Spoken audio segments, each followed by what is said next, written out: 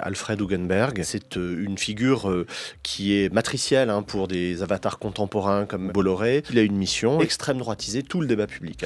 Et dès la Première Guerre mondiale, il a considéré que les journaux étaient plus importants que les canons. Il a investi massivement dans les médias. Et c'est une figure qui est matricielle pour des avatars contemporains comme Murdoch, Berlusconi ou Bolloré.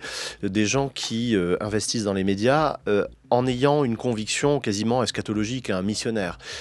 C'est un homme d'extrême droite, antisémite, pan-germaniste, ultranationaliste, qui veut conformer l'Allemagne à son image et à l'image de son idéologie politique. Il a une mission et cette mission consiste à extrême droitiser tout le débat public. Alors il crée un empire médiatique, il maîtrise en gros 1600 journaux, c'est-à-dire le tiers du paysage de la presse allemande, plus 2 compagnies de cinéma, dont la prestigieuse UFA, et il va imposer tous les thèmes, toutes les thèses, toutes les images et les obsessions de l'extrême droite, notamment la lutte contre ce que l'extrême droite appelait le bolchevisme culturel, qui ne veut rien dire mais qui fait peur, un petit peu, si vous voulez, qui vend du wokisme aujourd'hui. Ça concentre toutes les peurs paniques de la droite et l'extrême droite de l'époque, l'émancipation des femmes, l'homosexualité, l'urbanisation, évidemment l'égalité sociale et fiscale, et l'égalité des droits, ainsi que l'ordre international versaillais. Je cite des collaborateurs et des amis de Hugenberg qui montrent comment